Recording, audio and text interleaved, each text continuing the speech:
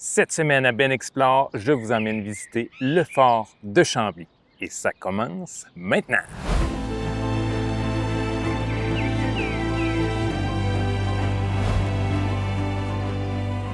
Le fort Chambly, d'abord nommé fort Saint-Louis, fut érigé en bois en 1665 par Jacques de Chambly, un capitaine français, pour contrer les menaces des Iroquois et sécuriser la voie fluviale pour le commerce des fourrures.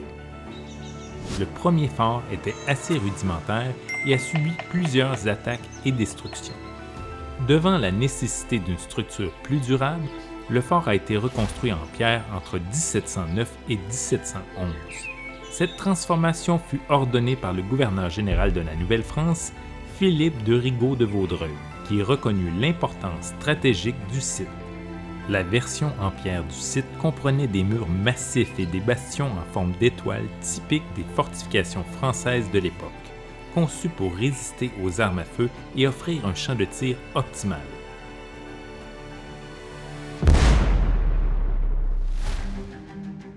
Au 18e siècle, le fort Chambly fut un point clé lors de divers conflits entre les Français et les Britanniques, notamment pendant la guerre de succession d'Espagne et la guerre de 7 ans. En 1760, lors de la conquête britannique, le fort fut capturé par les forces britanniques sans grande résistance, marquant la fin du contrôle français dans cette région. Sous le régime britannique, le fort a continué à jouer un rôle militaire, notamment pendant la guerre d'indépendance américaine et les rébellions de 1837 à 1838, où il a servi de dépôt et de base pour les troupes britanniques. Le fort de Chambly a commencé à tomber en ruine à partir du début du 19e siècle. Après la guerre de 1812, les militaires britanniques ont progressivement abandonné le fort et il a été laissé sans entretien régulier.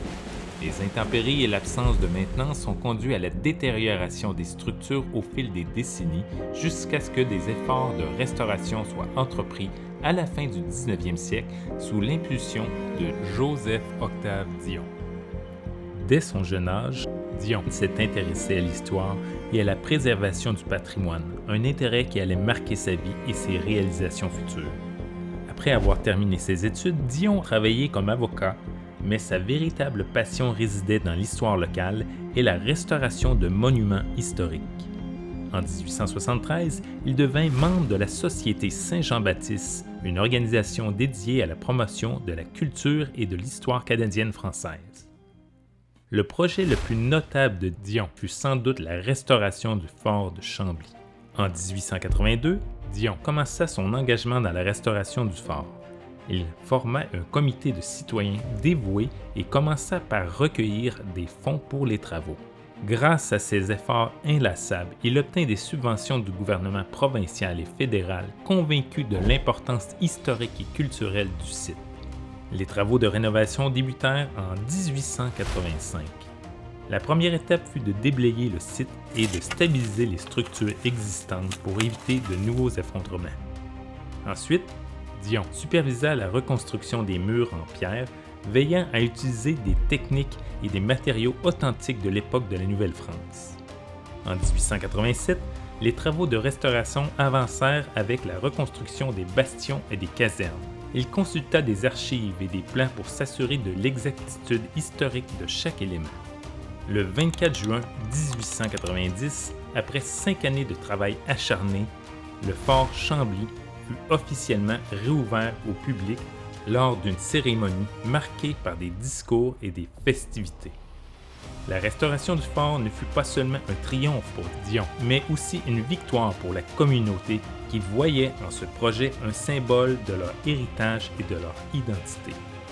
Joseph-Octave Dion continua de promouvoir l'histoire et la culture jusqu'à sa mort le 13 décembre 1916. Son travail au fort de Chambly reste un témoignage durable de son dévouement et de sa passion pour la préservation du patrimoine québécois. Aujourd'hui, le fort de Chambly est un lieu emblématique, visité par des milliers de personnes chaque année grâce à la vision et aux efforts inlassables de Joseph-Octave Dion. Il accueille des expositions sur son passé militaire, des événements reconstituant la vie quotidienne et les combats de l'époque, permettant ainsi de conserver et de partager son riche héritage historique. Je viens d'apprendre que le pain était un aliment vraiment essentiel à l'époque, qui devait faire cuire entre 300 et 400 pains par jour pour nourrir dans le fond une centaine de soldats. Ici, tu peux même essayer des kits que les soldats avaient à l'époque, comme on peut voir ici. Là. Très chic. Et aussi les superbes chapeaux à pointe, typiques de l'époque. Tout le monde en veut un, évidemment, mais je ne le mettrai pas. Il y a plein de boutons dégueulasses que le monde en veut. Arc.